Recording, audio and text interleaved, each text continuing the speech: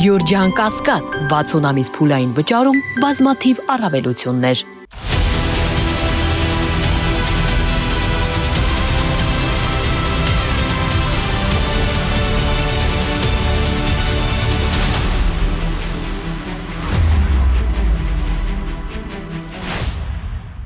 Բարի երեկո, Մեդիահաբի եթերում Մետանոյան է եւ այսօր տաղավարում հյուրընկալել եմ իմ գործընկեր, լրագրող, նաեւ Հայաստան Դաշինքի պատգամավորության տեխնացու Բորիս Մուրազին, բարև Բորիս։ Ողջույն։ Ուրախ եմ կրկին մեր տաղավարում հյուրընկալելու համար քեզ։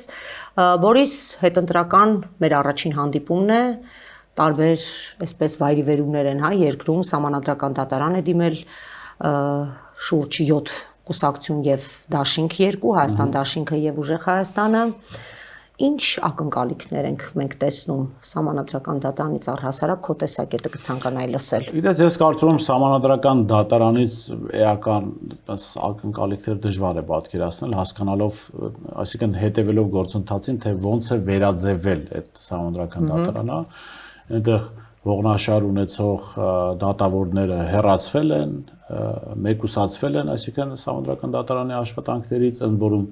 մի քանիսի դեպքում հստակ ապօրինություններով, չէ՞, կարծեմ Ալվինա Գյուլումյանը, Արևիկ Պետրոսյանը, Հրայրին Թովմասյան հեռացրեցին, այսինքն Սահմանադրական դատարանը իրենք դատարանում առնվազն մեծամասնության տեսքով իրենք այս իշխանությունը ստացել է իր համար ցանկալի պատկեր, որպեսզի հասկանանք, թե Սահմանադրական դատարանի վիճակը որքան ծանր է, ավելյալ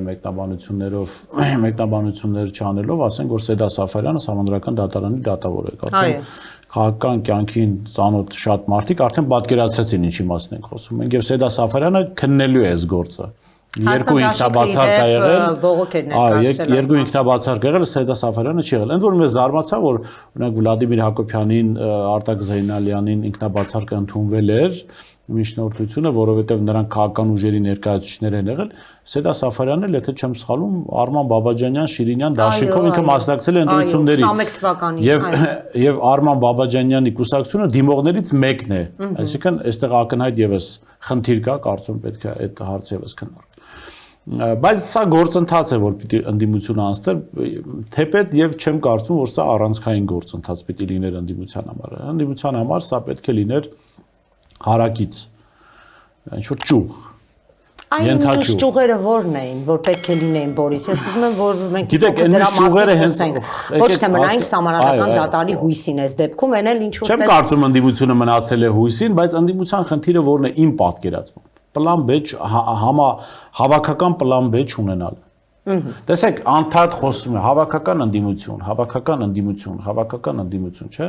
Բայց ես կարծում եմ, հավաքական ընդդիմություն ասելով չի կարելի պատկերացնել, որ այդ բոլոր ուժերը ունեն մի նպատակ եւ ծառայում են նույն շահերին։ Չեմ ասում լավ ու վատ։ Գիտեք, երբ որ ասում են հավաքական ընդդիմություն, ես այդ ասոցիացիաների մոտ ինչ է առաջացնում, երբ որ տարածաշրջանի մասին որևէ մեկը վերլուծություն է անում, ասենք քրդերի մասին, չէ, հավաքական, հələ արևմուտքը կարելի է ինչ-որ տեղ ասել, ասում քրդերի մասին, որպես ռեգիոնալ ուժ, մի պատկերացում են, որ այ քուրդ ժողովուրդը սա կանի, այն ինչ քրդերի մեջ տարբեր շերտեր կան, տարբեր քաղաքական շահեր սպասարկողներ կան, ընդհանրապես ռեգիոնալ տարբեր երկրների տարածքներում են ապրում, հիմա նույն իրավիճակը, այսպես ասած, հավաքական ընդդիմության մասով է։ Մենք հավաքական ասում ենք միայն այն իմաստով, որ բոլորը հայտարարել են, որ իրենք դեմ են Նիկոլ Փաշինյանին, բայց թե հայտարարության տակ ինչ շահ կա եւ ինչ նպատակ կա, այդտեղ կարծում դժվար է պատկերացնել, որ բոլորը նույն շահն ու նույն նպատակը ունեն։ Բայց եթե էլի վերադառնանք դրան, ընդդիմությունը պիտի ունենար պլան B։ Հիմա ակնհայտ է, որ ընդդիմությունը չի ունեցել պլան B։ Ընդ որում ամենևին չեմ փորձելու Հայաստան Դաշինքին պաշտպանել, բայց անկեղծության համար ասենք Հայաստան Դաշինքը միակ քաղաքական ուժն էր, որ նախընտրական համագործակցության առաջարկներ էր անում, անգամ հանրահավաք անցկացնելու առաջարկ արեց եւ այդ ուղղակի արված հայտարարություն չէր, որպեսզի հետընտրական համատեղ զարգացումների մոտեցում լինի, այսինքն որպեսզի մենք հասկանանք Այս ուժերը թե համատեղ նախընտրական օրակարգ ունեն, չեմ ասում մի ցուցակում են, ոչ, նախընտրական օրակարգ ունեն, վստահաբար կձևավորվեր նաև համատեղ հետընտրական օրակարգ։ Հիմա այդ գլխավոր խնդիրն այդտեղ է, որ մենք չենք ունեցել։ Այսինքն չհամաձայնեցին այդ մյուս հավաքական Ես կարծում եմ, տեսեք, ես ասեմ, միասնական ձևով ներկանալու։ Ես բանակցությունների մասնակից չեմ եղել, եթե եղել են դրանք, այսինքն ես այդ տեղեկատվություն չեմ տիրապետում այդ մասով։ Հիմա ավելի շատ վերլուծում եմ ստեղծված իրավիճակը։ Եվ մենք կարող ենք ասել, որ անդիմադիր հիմնական ուժերը, չասեմ հավաքական անդիմություն, անդիմադիր հիմնական ուժերը համատեղ պլան B չեն ունեցել։ Եթե ընդհանրապես յուրաքանչյուրը իր համար գոնե ունեցել է պլան B, էլի։ Դուք Հայաստան դաշինքն եք ներկայացնում եւ պլան B Հայաստան դաշինքը իր համար ունեցել է, այ կոնկրետ ձեր մասով խոսենք։ Մի հատ ֆիլմ կար, չէ, որ ասում է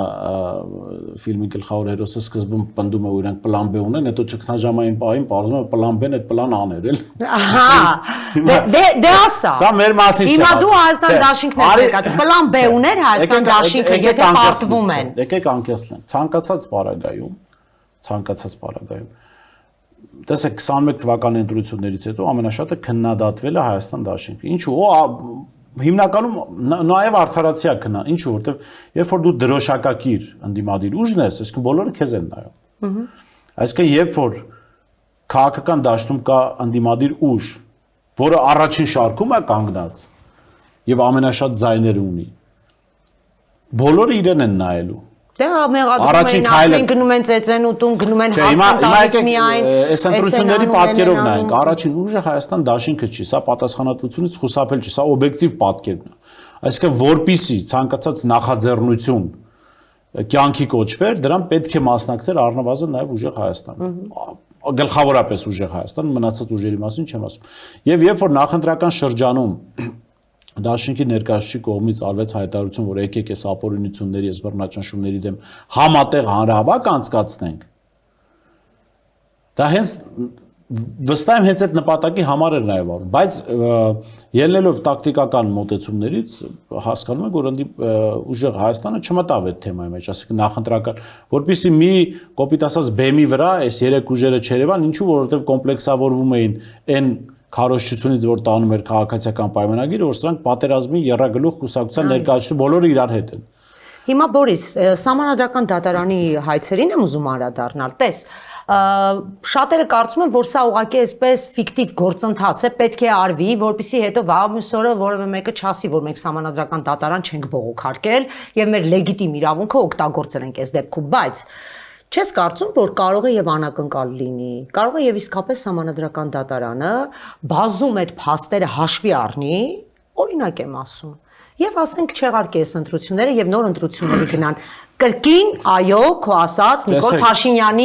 Նիկոլ Փաշինյանի ցուցումով, հա, ես սա չեմ բացառում ասել, եւ այս մյուս պարագայում ինքը արդեն իր լեգիտիմության, լիարժեք լեգիտիմության խնդիրը կարողանա լուծել։ Չկա այդպիսի անհանգստություն։ Եկեք մի բան հասկանանք։ Ես արդարադատություն ոնց եմ հասկանում։ Երբ գոյություն ունի արդարադատություն, երբ կա, ասենք, հանցագործություն կատարող, կա տուժող, տուժողը ունի հնարավորություն վրեժ լուծելու, ասենք, սա օրենքներից դուրս, բայց այդ երկուսի կոմպրոմիսը դատարանն է, որ արդարադատություն կկանա, այս մարդի պատիժը կստանա, դրա համար դու մի գնա ինքնադատաստանի։ Իսկ մի գնա պատժելու։ Հիմա դրա համար Սահմանադրական դատարանը, որպեսզի մենք ինչ-որ ակնկալիք ունենանք, պետք է ընդդիմությունը պատժելու հնարավորություն ունենա ապօրինություններ գործած իշխանության, այդ հնարավորություն պիտի ցուցաբերի օրինական պատժի մասին, այսինքն միջազգային պրակտիկայում ընդունված է պարտադիր չինու ընտրություններ մարդիկ կարող են փողոցով վիճարկել, չգիտեմ, գործողություններ անել, ճանապարհներ անել, փակել դասադուլներ անել, չգիտեմ, հացադուլ հայտարարել, գործադուլ հայտարարել, այս օրինական այս գործիքներով, որոնք ասենք բանով նախատեսված չեն, ընտրական օրենսգրքով նախատեսված չեն։ Հիմա այդ առումով դժվար է ասել, ընդդիմությունը ցույց տվել է այդ ուժը, որ կարող է խնդիրներ ստեղծել իշխանության համար, եթե իշխան ասում Բորիս, ընդդիմությունը չեմ ասում, ընդդիմությունը իր հայցը հիմա գալիս ենք դրան։ ՍԴ-ն որոշի, որ ճիշտ է ասում ընդդիմությունը։ ՍԴ-ն որպեսզի նման որոշում կայացնի, ինքը պետք է տեսնի, որ հակառակ որոշումը կարող է բերել լրջագույն խնդիրների։ Ահա։ Սա կարևոր գործոն է։ Հիմա գանք դրան, որ ՍԴ չեն դիմել միայն ընդդիմադիր ուժերը, ՍԴ նաև դիմել են ՔՊ-ի էսկորտ կուսակցություններ, առնվազն մեկը դիմել է, չէ։ Հիմա սա նոր իրավիճակ է ստեղծում։ Այսինքն ըստ էության նաև իշխանություններն իրենք են հայտարարում, չէ՞, որ ընտրության արդյունքները իրանք ըստ էության չեն ճանաչում ու ընդդիմության մասով, ասում մենք օրգանիկ քվեներ ենք ստացել, ընդդիմությունը կաշառքով։ Այսինքն ընտրական process-ի գրեթե բոլոր մասնակիցները էական չեն ճանաչում ընտրության արդյունքները։ Սա արդեն էական խնդիր է, ու պլյուս իշխանություն պահպանած ուժը ունի 50+ աջակցություն, այսինքն 50 մինուս աջակցություն է։ Այսինքն այս ամբողջ իրավիճակը կարող է, այո, բերել նրան, որ ՍԴ-ն կարող է այդպիսի որոշում կայացնել, բայց այստեղ էական է ՍԴ-ն ինչ հիմքով է որոշում, այսինքն ընդդիմության հայցի հիմքով է որոշում կայացրել, վախենալով որ ապօրինություն չանի ընդդիմության դեմ, ժողովրդի ընդդիմադիր հատվածի դեմ, թե արել է իշխանության սցենարով, ասենք Արման Բաբաջանյանի դիմումի հիման վրա եւ ընդդիմադիր կուսակցությունների մասնակցություններ նոր ընտրություններին արգելվի ասել։ Չէ, այս դեպքում ինքը ընդդիմության հայցը բավարարում է ասելով, որ ճիշտ ես ասում, ընտրությունները լեգիտիմ չեն եղել, կեղծված փաստեր ունենք բազում, այս հիմքով, այո, ես նորից Սա արդեն եթեի դաշտ է։ Եթե չէ, շատ ռեալ տարբերակ է։ Ես փորձում եմ նորից ընտրությունների տանել եւ նորից ընտրությունների տանելու արդյունքում ընդդիմությունը տուժում է այս դեպքում, ոչ թե շահում է։ Այդպես եթե նայենք, եթե Ստյոպա Սաֆարյանը իգական սերիլներ, Սեդա Սաֆարյանի տեղը ինքը կարող է Սահմանադրական դատարանի դատավոր լինել, չէ՞։ Այդ դրա համար թե ինչ կլինի, այսպես թե Դե հիմա տես մենք անընդհատ պլան B-երին պատրաստ չենք լինում։ Դրա համար է միգուցե մեր քրտիները համաձայն են, չէ՞, այդտեղ համաձայն։ Հիմա եթե ասում են եթեներով չխոսենք, բայց եթե այդպես լինի, ինչ եք անելու, հարց ենք տալիս։ Եթե սցենարը կարևոր է, տես։ Եթե ընդդիմության օրակարգով է Սահմանադրական դատարանը ապօրինի ճանաչում այս ընտրության արդյունքները, դա նշանակում է այն հիասթափությունը, որ ընտրություններից հետո ապրել է ընդդիմադիր հասարակությունը, իրանք վերալիցքավորվելու են։ Հաղթանակի շանս են տեսնելու։ Իսկն ավելի լավ ճանապարհ կլուծվի ընդդիմության համար։ Բայց չէ, հնարավորություն կստեղծվի։ Ես միշտ խոսում եմ հնարավորությունների մասին, որովհետև գիտեք թե ընդդիմությունը ինչ կանի դա։ Այսինքն երբ որ կա հնարավորություն, դա երաշխավորված չէ, որ ճիշտ կօգտագործվի։ Դու կարող ես հնարավորություն վատ օգտագործել, ու դա չլինի, այսինքն այդ դեպքում կստացվի, որ ինձ եւ ձեզ լսող հասարակություն կասի, բա խափում եք, բա ասում եք, եթե ՍԴ-ն այսպեսի որոշում կայացնի, հաստատ ընդդիմությունը հաղթելու է, ասում հնարավորություն է լինելու այդ դեպքում։ Եվ այլ բան է, որ ուրիշ սցենարով Սահմանադրական դատարանը որոշում կայացնի։ Դրա համար եմ ասում, եթեն շատ կարևոր է, եթե որ սցենարի դեպքում։ Հիմա տես, Բորիս, իրականում Նիկոլ Փաշինյանը, որքան էլ որ ասում է, ես հաղթած եմ դեռևս գիշերվանից, հա, ընտրության գիշերվանից ասում է, մենք ենք հաղթել եւ այլն, բայց բոլորը շատ լավ հասկանում ենք, որ իրականում լեգիտիմության հարց ունի Փաշինյանը այսօր, եւ այն ստանձնած պարտավորությունները, որ ինքն ունի Ալիևի նկատմամբ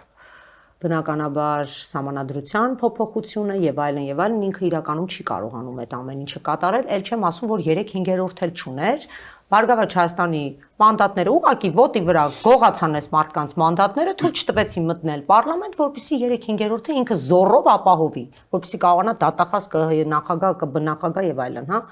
նշանակի։ Հիմա այս լեգիտիմությամբ, այն ինչ որ ինքը հիմա ունի, ինչ պրոբլեմների առջև է կանգնած Նիկոլ Փաշինյանը եւ իր իշխանությունը։ Տեսեք, մի ճշգրտում անենք, հաճախ մենք խոսենք մի քիչ իր խնդիրների մասին, հա, որքան էլ որ հաղթած է համարվում։ Երբ մենք խոսում ենք լեգիտիմության մասին, մարդիկ կարծում են, թե մենք խոսում ենք օրինականության մասին։ Լեգիտիմությունը օրինականության մասին չի։ Թեպետ ես կարծում եմ, որ այս ընտրությունները նաեւ ապօրինությունների մասին են, այսինքն բայց եթե մի կողմ դնենք օրինականության, ապօրինության հարցը, լեգիտիմության երբ կարող է իրավիճակը համարվել լեգիտիմ, այսինքն հաստատված իրավիճակ, երբ ժողովուրդը համաձայն է դրա հետ, այսինքն երբ ժողովուրդը համաձայն է ստեղծված իրավիճակի հետ։ Հիմա տեսեք, Նիկոլ Փաշինյանի այս ընտրությունների արդյունքում ձևավորած իշխանությունը լեգիտիմ չի բոլոր կողմերից։ Այդ թվում նաև իր ընտրողների, որովհետև տեսեք, ինքը ինչ արել, ինքը ասել է, որ այս ընտրողները, որոնք ընտրել են ընդդիմության, ընտրել են կաշառքով։ Հիմա պարզ է, չէ, Նիկոլ Փաշինյան ընտրողը համարում է, որ սա արդար խորհրդարան չի, որովհետև այդտեղ ներկա են ուժեր, որոնք ընտրակաշառքով են հայտնվել այնտեղ, չէ։ Ըստ իրեն։ Ըստ իրեն, այո։ Հիմա ընդդիմությունն ինչ է ասում։ Ընդդիմությունն ասում է Փաշինյանը վարչական ռեսուրս է կիրառել ու ակնհայտորեն կիրառել է։ Ապօրինություններ է գործել, ակնհայտորեն գործել է։ Մանդատագողությամբ է զբաղվել է, ԲՀԿ-ի մանդատներն է գողացել։ վարչական ռեսուրսը ասեն կրիմինալին է օգտագործել, փող է օգտագործել, պետական բյուջե է օգտագործել։ Այսինքն ընդդիմադիր ընտրողի համար էլ այս խորհրդարանի պատկերը ընդունելի չի, այսինքն լեգիտիմ չի։ Երկկողմանի գնահատականը ոչ լեգիտիմ է։ Հենց այս իմաստով Նիկոլ Փաշինյանն ինքն իր տակ ռումբ է դրել, որովհետև նաև իր խոսույթով, որովհետև ստացվում է ձևավորվել է խորհրդարան, մի պատկեր խորհրդարանում, որի հետ որևէ մեկը համաձայն չի։ Այդ թվում նաև իր ընտրողները։ Դե հիմա ես նորից Նման խորհրդարանը երկար չի կարող կյանք ունենալ։ Ահա, այ դրա համար եմ ասում, իսկ միգուցե այդ սահմանադրական դատարանի անակնկալները հետաքրքիր լինեն, այս ամեն ինչի Ես այդտեղ չեմ բացառում, ամեն բան ինչ որ հավանականության տեսության շրջանակում կարող է լինել, բայց այստեղ էլի գալու ենք դրան, թե ինչ օրակարգով է սահմանադրական դատարան նման որոշում կայացնում։ Եթե կայացնում է, ասենք Արման Բաբաջանյանի տված հայցի հիման վրա կամ այդ պահանջների հիման վրա նշանակում է ընդդիմադիր կուսակցությունները խնդիր են ունենալու առնվազն մասնակցության իմաստով եւ սա կարող է նշանակել որ այս Փաշինյանի սցենարը շարունակվում է բայց մյուս կողմից հարց է առաջանում իսկ արդյոք Նիկոլ Փաշինյանն ունի այդքան ռեսուրս այս պահին նոր ընտրություններ անցկացնելու ես կարծում եմ այդքան մեծ չի իր հնարավորությունները հիմա ինչով է օրինակի ռեսուրսները սահմանափակվում եթե նորից անի ընտրություն ինչ խնդիր ունի դա եմ ուզում հասկանալ հիմա տեսեք երբ ինքը գնաց այս ընտրություններին եւ հունիսի 7-ը տեղի ունեցավ քվեարկության օրը ռուսական սանկցիաները դեռ իրենց հիմնական ազդեցության մեջ չէին այսինքն դրանք նոր կայացված որոշումներ էին հետևանքները դեռ չէր եկել հիմա գալիս են հետևանքները հիմա նոր ընտրությունը լինելու է նոր հետևանքների պայմաններում տնտեսական այս տարի վարկի սպասարկում պիտի լինի 2.3 միլիարդ դոլարի չափով այսինքն հարկեր են բարձրացվելու ժողովրդի կյանքը վատանալու է Մյուս կողմից իրենք ընտրություններից շատ կարճ ժամանակ առաջ ներդրեցին առողջապահության ապահովության այդ համակարգը, որը արդեն ասում են խնդիրներ ունի ֆինանսական արդեն ճաքեր է տվել եւ երկար չի տևել։ Դուք տեսնում եք տարբեր գրառումներ, որ մարդկանց հրաժարվում են բուժ սպասարկում տալ, ասում են գնա հերթագրվի, չգիտեմ, այսի որովհետեւ ամբողջ բուժ հաստատությունները տրաքել են։ Ենթադրենք ընտրությունները արդեն 1, 2, 3 ամիս հետո այդ խնդիրները ավելի ակտուալ են դառնալու, չէ՞, առողջապահական համակարգի հասկանալի է դառնալ, որ նա այդ որոշումները կայացված էին հունիսի 7-ի ընտրության համար, այդ ազդեցությունը ունենալու համար։ Ու այսպես շարունակ Այսինքն աշխարհակաղակական վիճակը Այսինքն նոր բաներ առաջարկելու չունի ժողովրդին իր կողմը գրավելու համար ավելին հին առաջարկների խնդիրներն են գալու, ասենք խնդիրների ժամանակն է գալու։ Ռեգիոնում բան կարող է փոխվել, որքան էլ որ շատերը խոսում են, որ Իրանի եւ Միացյալ Նահանգների միջև խնդիրները կարծես լուծված են, բայց ես վստահ եմ լուծված չեն, ընդ որում շատ հետաքրքիր վերլուծություններ ունի այս իմաստով քաղաքագետ Ազատ Ադամյան, այդ պատերազմը դեռ սպասվում է։ Մեծ պատերազմը ցամաքային ներխուժման փորձերով, այսինքն չի կարող մեր ռեգիոնում ասես լրջագույն ռազմական գործողություններ լինեն ու դա մեր կյանքի վրա չազդի։ Առնվազն տնտեսական կյանքի վրա։ Եվ այդ ամեն դժվարությունները ավելի են դժվարացնելու Նիկոլ Փաշինյանի վիճակը։ Այլ բան, որ ինքը կարող է, քանի որ մեր պետության այլանդակ ընտրական օրենսգիրքը հնարավորություն է տալիս փոքրամասնությանը առանց կոալիցիայի ձևավորել իշխանություն, ինքը կարող է ձևավորել իշխանություն ինչ որ ժամանակ փորձել այսպես ձգել այսպես ինչքան հնարավոր է հետո նոր գնալ ընտրությունների հետո մյուս կողմից ձգել այս իրավիճակը այնքան ժամանակ քանի ընդդիմադիր այդ ուժերը ջլատված չեն ռեսուրսները ոչնչացված չեն մարդիկ բանտերում հայտնված չեն Այսինքն մենք ամեն դեպքում պատկերացնում ենք որ կգա մի պահ առաջիկայում որ մենք կգնանք նորից արտահերթ ընտրությունների Դա անխուսափելի է համարում 99% հավանական եմ համարում, որ այս խորհրդարանը երկար կյանք չի ունենալու, նոր արտահերթ ընտրություններ են լինելու, որովհետև սա նոնսենս է, որևէ կողմ ընտրությունների պատկերը չի ընդունում լիարժեք։ Այդ թվում է իշխանությունը։ Այսպեսի բան երբեք Հայաստանում չի եղել։ Կարևոր կենսական նշանակություն ունի ունենալ սահմանադրական մեծամասնություն, բայց տեսեք, այս սահմանադրական մեծամասնության պահով էլ բոլորիս մտահոգությունները հենց կայանում է այն հանգամանքի մեջ, որ մենք տեսել ենք Գեգամ Նազարյաններ բազում, հա, բազում չէ, մի երկուսն էին, Գեգամ Նազարյաններ, մեկ էլ Իշխան Զաքարյաններ։ Գուցե եղան մարդիկ էլ, որոնք դրսևորելու տեղ չունեցան, ժամանակ չունեցան։ Միգուցե լավ նպաստավոր պայմաններ չեղավ, այս երկուսի ականը պայթեց։ Ինչպես Դոն Կարլեոնեն էր ասում, չարվեց առաջարկ, որից իրենք չէին կարող հրաժարվել։ Շատ դիպուկ բան չեմ ասում, այո։ Ամեն դեպքում այս երկուսի հանգամանքը մեր աչքի առաջ է եղել, տեսել ենք, չէ՞, մանավանդ այս Գեգամ Նազարյանականությունը սա լրիվ ակնհայտ է, այսպես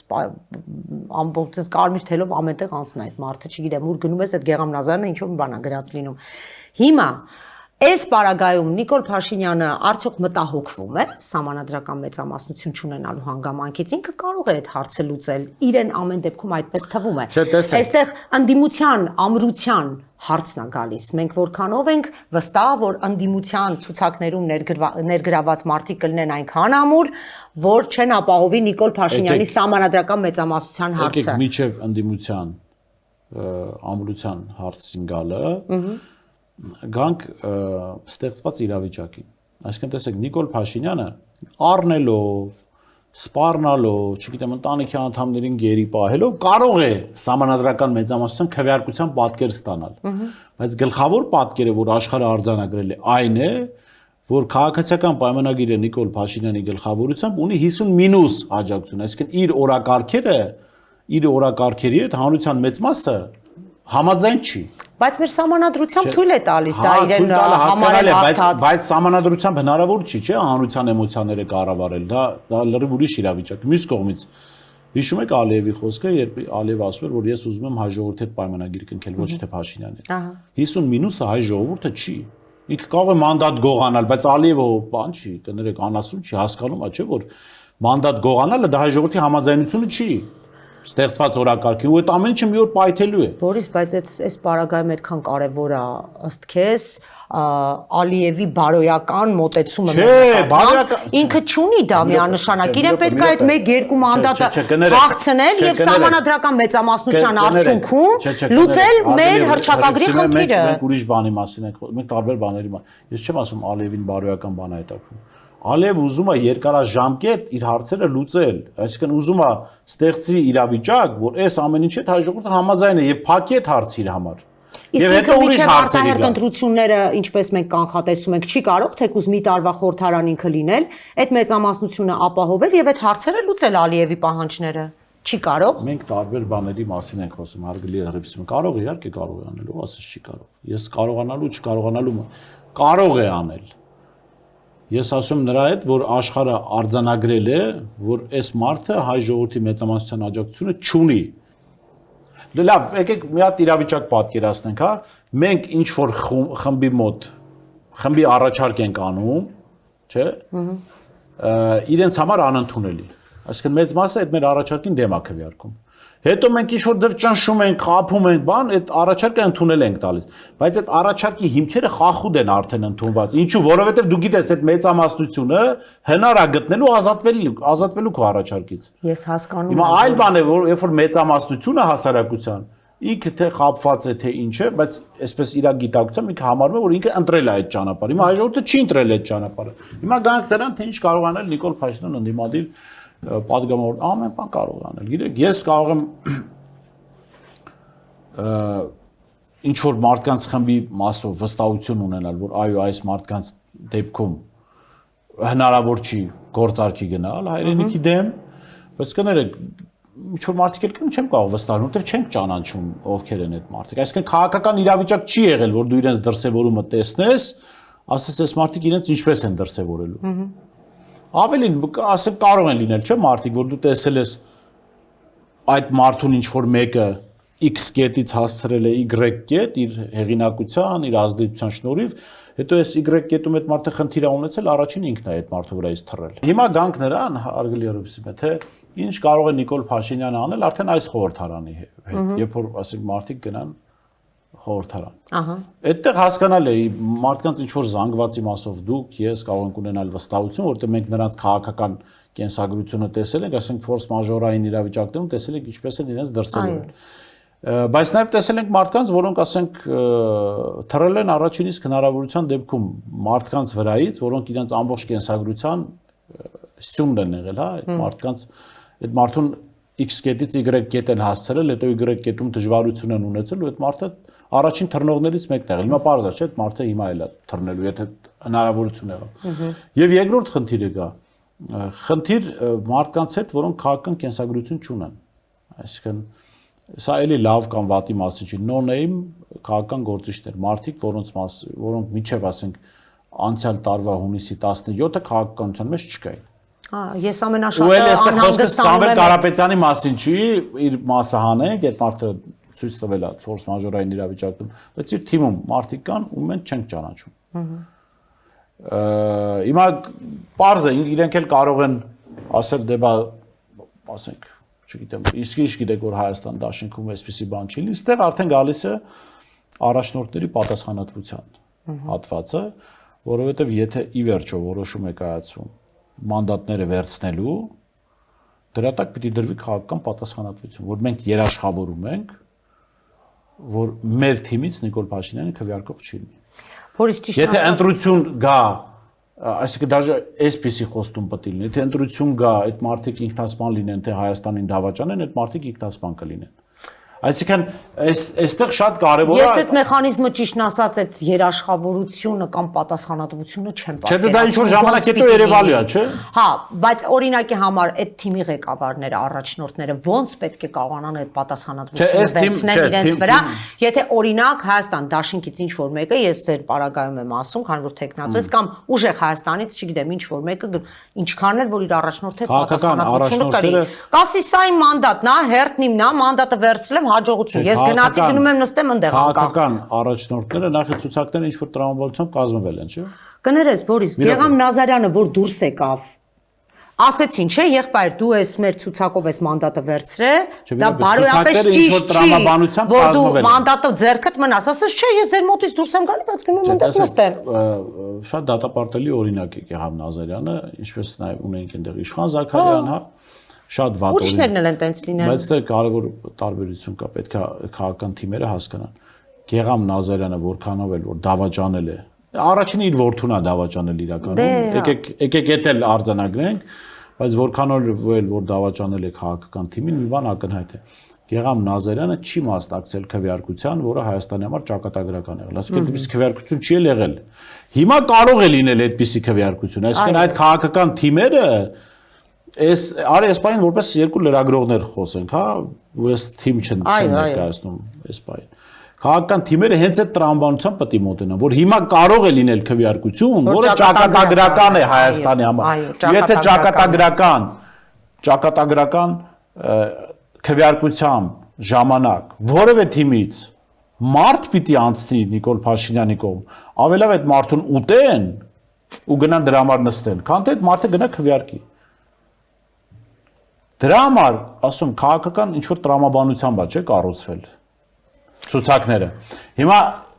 շատ լավ բան ես ասում, բայց ես այդտեղ լրջագույն խնդիր եմ տեսնում, միևնույն է։ Քաղաքական թիմերը եւ առաջնորդները պիտի գիտակցեն, որ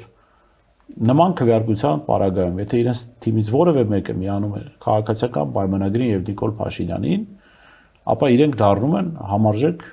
պատասխանատու ստեղծված իրավիճակի համար։ Գուցե ավելի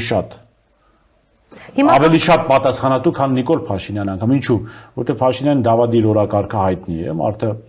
այդ օրակարգով գնացել, ինչ-որ մարդը խաբել քվեարկության, քվե է ստացել, ընդդիմադիր օրակարգը դրա հակառակի մասին, եթե այս օրակարգից որևէ մեկը անցնում է այնտեղ,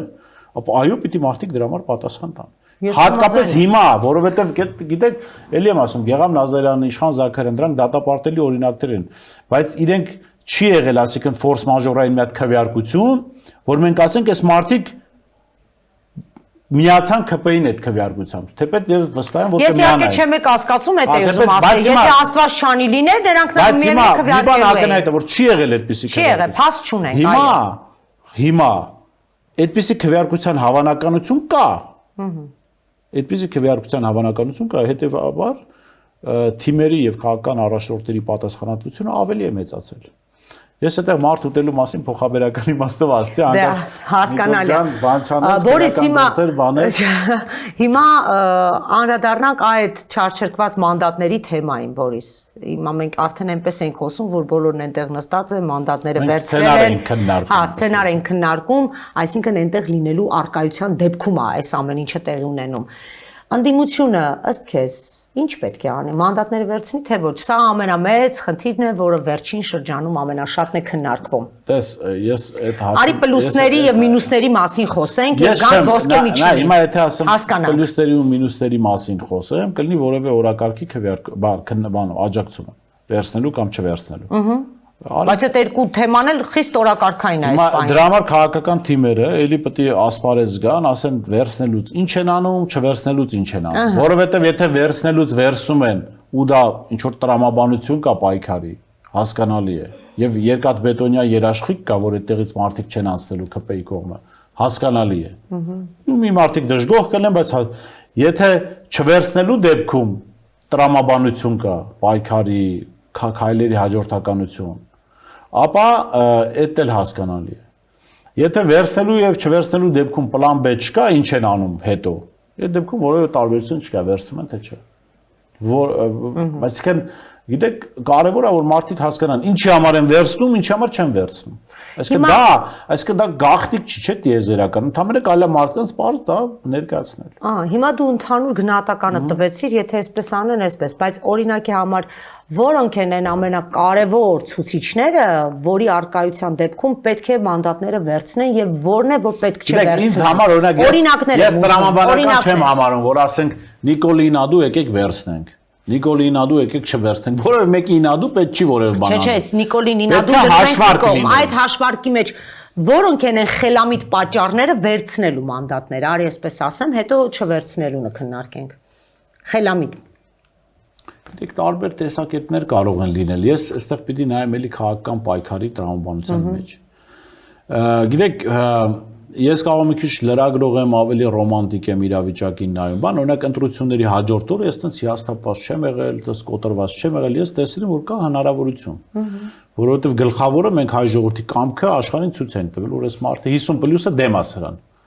Այդ ամենագլխավոր ձեռքբերումն էր ինձ համար։ Եվ համարում եմ, որ ընդդիմությանը պետք է այդ դրվագով շնորհակալություն հայտնել, որ դու կարողացաք մարդկանց ակտիվացնել, տանել քվեարկության, այդ մարդիկ քվեարկեցին 50+-ը Նիկոլին դեմ քվեարկեց։ Թե Նիկոլին չհեռացնելու համար չի կարելի շնորհակալություն հայտնել, որովհետև չեն հեռացրել հիմա Նիկոլ Փաշինյանին։ Դրա համար, գիտեք, ես չգիտեմ, չեմ ուզում ասել այս պահին բան, որ դա իմ անհատական մոտեցումն է եւ դա կարող է պրոյեկցվել, ասենք, թիմի վրա։ Որովհետև շատ բան կարելի անել եւ այն դեպքում եւ այն դեպքում եւ կարելի է ոչինչ չանել եւ այն դեպքում եւ այն դեպքում սա բանն է էլի ի վերջո այսինքն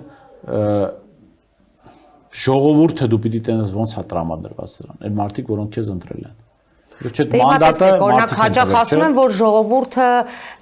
շատ իրավական նրբությունների միգուցե չի կարող տիրապետել եւ պարլամենտում մենք պետք է լինենք, սա վերցնելու դեպքում եմ ասում, որովհետեւ այդ գործիքները մենք պետք է ճիշտ օգտագործենք որպես ընդդիմություն այս դեպքում։ Ժողովուրդը էմոցիոնալ ֆոնի վրա է դիտարկում հարցերը եւ մեզ ասում է հանկարծ չգնաք այնտեղ, ձեզ կանեն, այն կանեն, այն կանեն, իսկ մենք ձեզ քվենք տվել, որ դուք Նիկոլին հանեք։ Հասկանալ այդ մարդիկ ժողովուրդ ասելով ինչ նկատի ունեն, որովհետեւ մարդիկ կան ժողովուրդ ասելով իրենց տնեցիկին նկատի ունեն, ասենք տնեցիկ կողմ են, որ իրեն գնա խորհրդան կամ տնեցիկ դեմ են, որ իրեն գնա խորհրդան կամ Նիկոլ Փաշինյանը ամեն անգամ ինֆորմացիա չէ ժողովուրդը դեմ է դրան ինքը միշտ է դա ասում որ Աննա Հակոբյանն է դեմ այսինքն որտեղ Նիկոլի համար էլ ժողովուրդը Աննա Հակոբյանն է այսինքն օբյեկտիվ տրամադրությունները չափելու ձևեր կարծում կան թե մարդիկ ինչ են ուզում ես կողմ չեմ էմոցիոնալ որ եկեք սենց պլակատ կար հայտնի որտեղ ասում են հոգնել ենք այս ամենից եկեք հոգնենք ուրիշ բանից ասենք եթե ուղղակի պետք է նոր առընթ լինի հաստատվելու հոգնելու չգիտեմ բալի անիմաստ է այսինքն եթե աշխատանքի տեղ կա ուրիշ բան հիմա տես Բորիս այսինքն չպետք է ամեն անգամ ստեղծել իրավիճակ որ հետո հոգնենք հաստատվենք հա որ էլի մարդիկ հոգնեն էլի դու բացատրություններ չունենաս Էլի փորձես բանալ։ Հիմա տես, անկախ ամենից պետք է հասարակությանը օբյեկտիվ նայել, օբյեկտիվ հայացք նետել եւ ասել, որ մեր հասարակության մի շերտ ընդդիմությանը ընտրած մի շերտ, այսպես ինքը շատ ակտիվ սպասում էր, որ պետք է process-ներ երկրում գեներացվեն եւ մանավանդ այդքան խախտումներից, երբ որ ընդդիմությունը խոսում է, պետք է անպայման ինչ-որ մի բան արվեր, պետք է միգուցե գնայինք, այսպես այդ ընդդիմադիր զանգվածը փողոցում իր բողոքը հայտներ եւ այլն, ասում են, բա ինչի սենց լուրու հանգիստ եղավ, բա եթե բողոքներ կային, ինչի էսպես եղավ։ Հիմա գալիս է մեզ կողմ։ Նիկոլը պարլամենտում ազգային ժողովից գոռում էր, ճչում էր, ասում էր, ձեզանից ինչ ընդդիմություն, բա որ դուք ընդդիմություն եք, հետնել ասում եք, որ ես լեգիտիմ չեմ ընտրվել։ Բա ինչի եք տանը նստած քյաբաբ ուտում։ Հիշում ես երևի 2017-ին Նիկոլ Փաշինյանը։ Հիշում ես երևի, հա, ասում են մենք էլ ենք ընդդիմադիր եղել, բա մեզ սենց 2017-ին Նիկոլ Փաշինյանը ընդդիմադիր էր, չէ՞։ Այո։ Խորհրդանական ընտրությունից հետո փողոց դուրս եկավ։ Չէ, չէր դիմել սա։ Մա տեսեք, խնդիրը չէր դիմել սիդես, խնդիրը որն է, որ նախ խորհրդանական ընտրությունները իրենցով արդեն այսպես չլատում են հասարակության ուժերը, այսինքն մի անձի շուրջ կենտրոնացում տեղի չի ունենում։ Պլյուս ընդդիմադիր ուժերն էլ տարբեր առաջնորդներ ունեին այս ընտրությունը, էլի մի այսպես բացառիկ լիդեր չկար, որ ասեր, այ ինքը իրեն բոլորը ընդունում են ընդդիմադիր ուժերի ներկայացուցիչները։ Իսկ այդ իմաստում ինքը դժվար է, որովհետև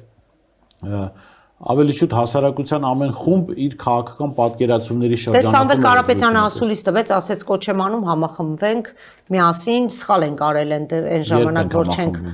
դե ասուլիսին ասես, չէ, Սամվել Կարապետյանը ասեց կոչ եմ անում, եկեք համախմբվենք։ Ես եւ դու համախմբվել ենք։ ենք։ Հա, ասեց սխալ ենք արել, որ մինչև ընտրությունները այդ ֆորմատով չենք համախմբվել։ Այ հիմա եկեք համախմբվենք եւ մեկ ճակատով պայքարենք սրա դեմ։ Այդպես չէ՞։ Գիտեք, այդ մարդը սենց բան ասեց։ Շատ մեծ հարգանքով եմ վերաբերում պարոն Կարապետյանին, բայց ես որպես քաղաքացի կարծում եմ, որ ամեն անգամ երբ որ սխալ որոշումներ են կայացվում, սխալ որոշումների դրդողները պիտի ինչ-որ ձև պատասխանատվության ենթարկվեն, չէ՞, ասեն այ այս որոշումը կայացվել է այսինչ ջանի շնորհիվ, այսինչ ջան, քեզ ասենք մենք եղանք ջան։ Այո։ Դրա համար գիտեք, ես էլի պատկերացումը ասվում է, որ լավ է, որ ամեն դեպքում համագործակցությունը օգտակար է, բայց դա ինչ տեսքով կլինի, ինչ արտահայտության ձև կստանա, դա արդեն ժամանակի հարց է, պետք է տեսնել։ Բայց մի բան ակնհայտ է, գիտեք, ես ինչ եմ ասում, որ հնարավորություն ինձ համար հունիսի 8-ին գլխավոր է 50 պլյուսներ, որ դեմ է Նիկոլ Փաշինյանը, որովհետև սա հնարավորություն է տալիս հայ ժողովրդի ինքն իրեն հնարավորություն է տվել այս վիճակից դուրս գալու։ Հիմա դա կարվի այս ուժերի հետ, թե այլ ուժերի, դա արդեն էական էլ չի։ Որովհետև գիտեք ինչ եմ սա ասում,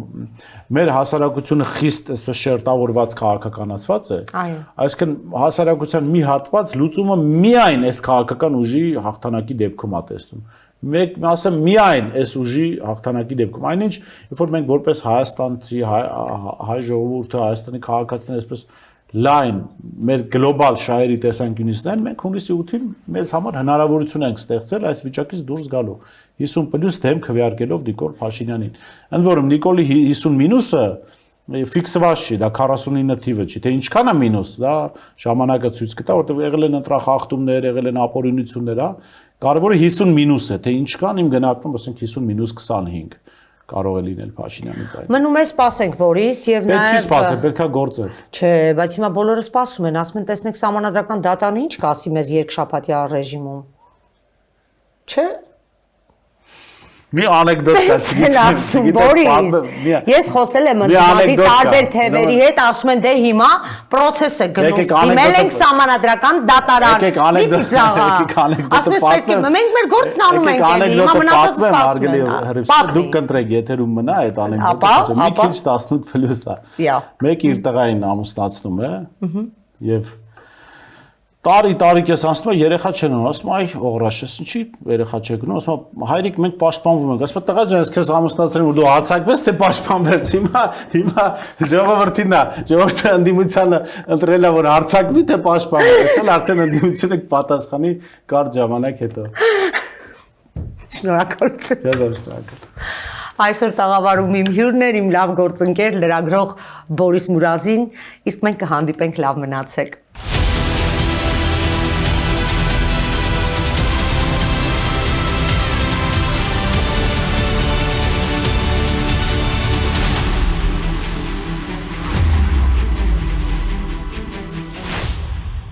Գյուրջան Կասկադ 60 ամիս փուլային վճարում բազմաթիվ առավելություններ